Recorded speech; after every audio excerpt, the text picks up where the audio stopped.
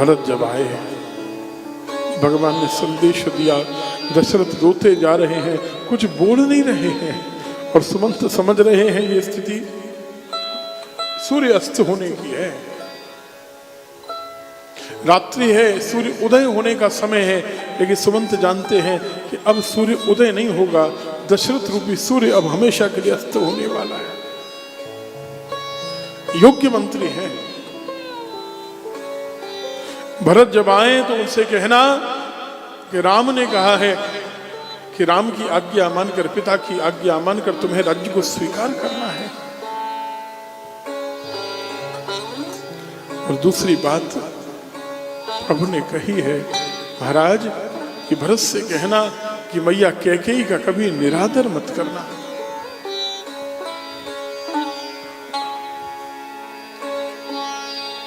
ये संदेश भक्तजनों केवल भरत जी के लिए नहीं है, भगवान का संदेश,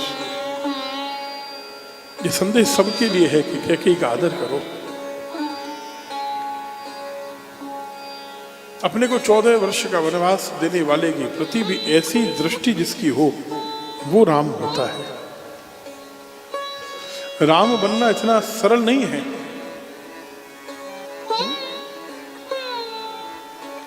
बहुत त्याग करना पड़ता है, तब राम से श्री राम बनते हैं लोग। एक बात हम कहते हैं हमेशा, देखिए बड़ा सुंदर छंद है, सब्र कर बंदे मुसीबत के दिन ये गुजर जाएंगे। जब हम लोग घबराते हैं ना, बहुत ज्यादा कठिनाइयां आती हैं, परेशानी आती है, हम लोग भावुक हो जाते हैं, समस्या में घिर जाते हैं, तनाव में आ जाते हैं। सब्र करिए, धैर्य रखिए। सब्र कर बंदे मुसीबत के दिन ये गुजर जाएंगे, आज जो तुझे देख कर हंसते हैं वो देखते ही रह जाएंगे। तो क्या करें बड़ा बनने के लिए, तनाव मुक्ति के लिए? कि त्याग दें अपनी ख्वाहिशें, इच्छाओं को त्याग दें, त्याग दे अपनी ख्वाहिशें कुछ अलग करने के लिए। राम ने भी बहुत कुछ खोया था श्री राम बनने के लिए। राम ने भी बहुत कुछ खोया था श्री राम बनने के लिए। राम और श्री राम में अंतर क्या है? अगर वनवास नहीं हुआ होता और भगवान वन में नहीं गए होते, अगर पिता की आज्ञा मान ली होती वन में मत जाओ, तो राम रह जाते। लेकिन कैकेयी ने वन में भेज दिया, भगवान श्री राम बन गए। त्याग बड़ी चीज है। त्यागात् शान्तिरनन्तरम्, त्याग से शांति मिलती है। जब हमारी इच्छाएं हमें कष्ट देने लगे, बीमार करने लगे, तो इच्छाओं को त्याग दो।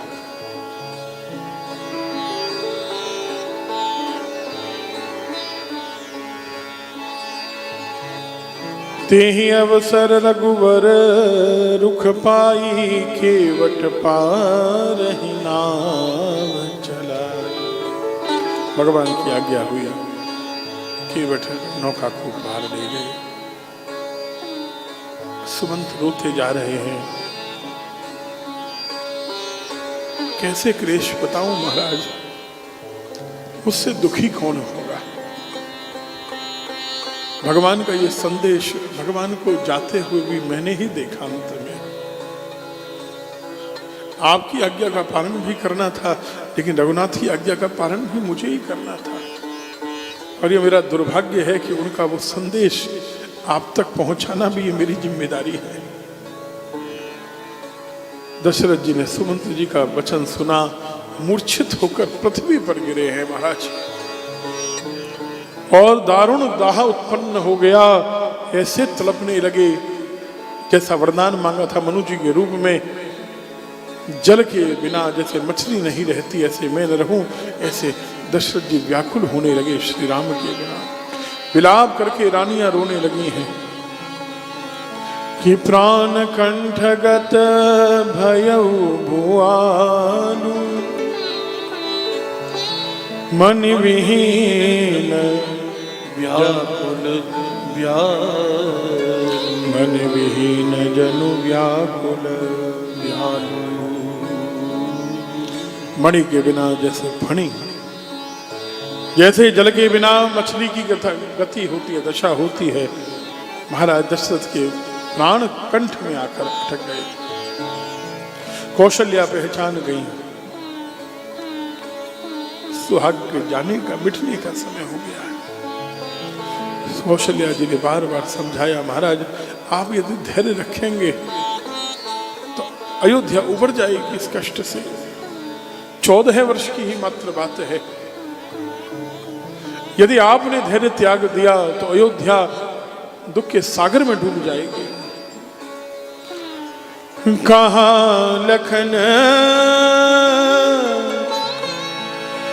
कहाँ राम वेदेही, कहाँ प्रिय पुत्र वधू वेदेही, कहाँ लखन कहाँ राम सनेही, कहाँ पुत्र वधू वेदेही। याद आ गई श्रवण कुमार के पिता माता के श्राप की कथा महाराज दशरथ को, और दशरथ जी ने कौशल्या को सुनाया। कौशल्या तुझसे क्या बताऊं, उससे एक अपराध हो गया, एक अपराध हुआ, ब्रह्म हत्या लगी है मुझे। रोते जा रहे, तड़पते जा रहे हैं और कौशल्या को सुना रहे हैं। श्रवण कुमार नाम के एक बालक ने अपने बूढ़े अंधे माता पिता को तीर्थ यात्रा कराने का निश्चय किया, उनकी इच्छा पूरी करनी चाहिए। उसने पालकी बनाई, जैसे कांवर लेकर चलते हैं ऐसे, एक और टोकरी में पिता, एक और माता, बच्चा तीर्थ यात्रा करा रहा था। रात्रि का समय, बूढ़े माता पिता को प्यास लगी, डेरा यहीं था वन में। श्रवण कुमार घड़ा लेकर गया, जल भरने लगा। मुझे लगा रात्रि के समय कोई हिरन जल पीने के लिए आया है सरयू जी पर, और मैंने हिरन समझकर बाण मारा। श्रवण कुमार के प्राण चले गए। मैं रोता हुआ जल भर कर लेकर गया बूढ़े माता पिता के पास। श्रवण ने कहा, मेरे बूढ़े माता पिता को जल पिला देना, वे प्यासे हैं, और उन्हें बताना नहीं कि श्रवण कहाँ गया। कहकर उसके प्राण निकल गए। लेकिन जब मैं जल पिलाने लगा, वे पहचान गए, वे मुझे पहचान गए। और उन अंधों ने मुझे श्राप दे दिया, जैसे पुत्र के विरह में हम प्राण छोड़ रहे हैं, ऐसे ही पुत्र के विरह में तुमको भी तड़प तड़प कर प्राण छोड़ने पड़ेंगे। कौशल्या, वो ब्रह्म हत्या का पाप लगा है, वो तपस्वी ब्राह्मणों का मुझे श्राप लगा है, यह अपराध मुझसे हुआ है, और बिना रघुनंदन के अब रहना संभव नहीं। दशरथ जी की दशा हम देखें, दशरथ जी के भाव को पहचाने। इसलिए हमने पहले दिन कहा कि दशरथ जैसा राम का कोई प्रेमी हुआ ही नहीं। जनक महाराज ने छिपा कर रखा है राम प्रेम को, लेकिन सत्य प्रेम यही राम पद, सच्चाई में प्रेम अगर किसी ने किया है श्री राम के चरणों को, तो वो दशरथ महाराज ने किया है। पिता प्रेम करे कैसा, बोले दशरथ जैसा। पुत्र स्नेह करे और आज्ञा का पालन करे कैसे, बोले जैसे श्री राम ने किया।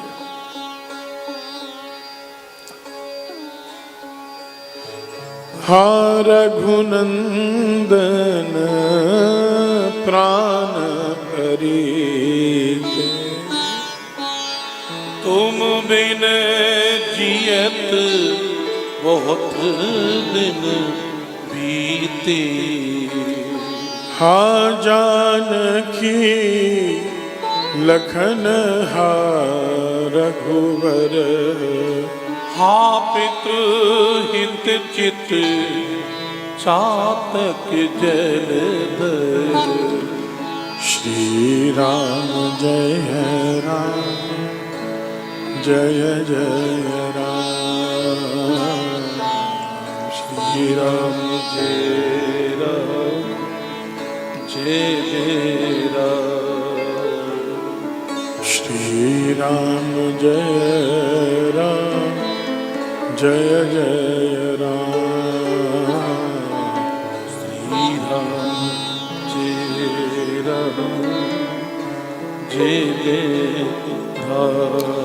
राम राम कहि राम कहि, राम राम कहि राम। तन पर हरि रघुवर बिरगे राम गयो सुरधाम। राम राम राम राम राम राम 6 बार राम कहा और महाराज दशरथ ने प्राण त्याग दिए। प्राण त्याग, ये सत्य प्रेम है। भागवत जी में कुंती माता का प्रेम ऐसा आता है, जब श्री कृष्ण मुझे छोड़कर चले गए, कुंती ने एक क्षण नहीं लगाया, तुरंत प्राण त्याग दिया। ऐसा प्रेम होना चाहिए। प्रभु के बिना क्या जीना, कैसा जीवन। तो श्री रामचरितमानस में यदि आप देखें तो ऐसा प्रेम केवल महाराज दशरथ का है। बताइए, पूरी रामचरितमानस को देखिए, श्री राम नहीं तो मेरा कोई काम नहीं। श्री राम के बिना धैर्य रखने वाले बहुत मिलेंगे, लेकिन दशरथ महाराज ने जो मांगा वो निभाया। श्री राम चले गए तो मुझे भी चलना है। भले 14 वर्ष, उस समय लोगों की आयु कितनी होती थी? 10,000 वर्ष। 14 वर्ष क्या थे? क्या थे? आज के 1-2 महीने के बराबर। लेकिन राम राम कहे राम कहे, राम राम कहे राम, बस अंत में भी मुख से निकला केवल राम राम राम। जिसके मुख से भी अंत में श्री राम का नाम निकल रहा है। जन्म जन्म मुनि जतन कराही। अरे बड़े बड़े तपस्वी साधक सिद्ध महात्मा योगी जन, हजारों वर्ष साधना करने वाले, बड़ी बड़ी दाढ़ी और जटाएं वाले, जो प्रभु के अतिरिक्त कुछ देखते नहीं, कुछ चाहते नहीं, तो भूखे प्यासे हजारों वर्षों से तपस्या कर रहे हैं, उनके मुख से भी अंत में राम नाम धोखे में भी नहीं लिख सकते। तुलसी जाके मुखनते धोखे हो निकसत राम, तिनके पग की पान ही और मेरे तन को चाम। इतनी महिमा है श्री राम नाम की, और अंत में जिसने राम नाम ले लिया उसका तो जीवन समर गया। इसलिए कहा कि जियन मरण फल दशरथ पावा। अगर वास्तव में जीना हो तो दशरथ जी की तरह, और मरना हो तो भी दशरथ जी की तरह हो। जीने और मरने का फल दशरथ महाराज ने पाया है। अंड अनेक अमर जग छावा। रानियां रोने लगी। महाराज दशरथ जी मृत्यु के बाद साकेत धाम नहीं गए, साकेत नहीं गए, वो स्वर्ग में रहे, क्योंकि दशरथ जी के मन में एक इच्छा अधूरी रह गई, मेरा राम राजा बनेगा। और दशरथ जी का इस संकल्प था कि जब तक राम राजा नहीं बनेगा तब तक मैं मुक्ति नहीं पाऊंगा। साकेत जाने के बाद फिर वापसी नहीं होगी। यद गत्वान निवर्तन्ते तद्धाम परमं मम। इसलिए दशरथ जी स्वर्ग में रहे हैं। और जब श्री राम का राज्याभिषेक हुआ है, महाराज दशरथ पधारे हैं और प्रसन्न होकर आशीर्वाद देकर तब पधारे हैं भगवान के धाम। ऐसा पिता का प्रेम पुत्र के लिए दुर्लभ है जगत में। अगर आप कृष्ण कथा में इस प्रेम की तुलना किसी से कर सकते हैं तो वो केवल श्री नंद और यशोदा जी से कर सकते हैं। ध्यान दीजिए, किसी और से नहीं। नंद यशोदा के अलावा किसी की तुलना इस प्रेम से नहीं हो सकती। रानियां रोती हैं, दास दासी व्याकुल होते हैं, अयोध्या प्रवासी रोते हैं, सब कैकेयी को गाली देते हैं। जिस कैकेयी ने अवध को उजाड़ दिया। वशिष्ठ जी, गुरु जी प्रातः होते ही पधारे, सबको तरह तरह की कथाएं सुनाकर, दृष्टांत सुनाकर शांत किया है। भरे तेल की नाव में महाराज दशरथ के शरीर को सुरक्षित रखा गया और दूतों को भेजा है, जल्दी से जाओ, भरत लाल की ननिहाल जाओ, भरत शत्रुघ्न को बुलाकर लाओ। आप देखिए कि समय कैसा विचित्र है, समय की कैसी बलिहारी है सज्जन। जिसके चार चार बेटे, वो चारों भी जो ब्रह्म हैं,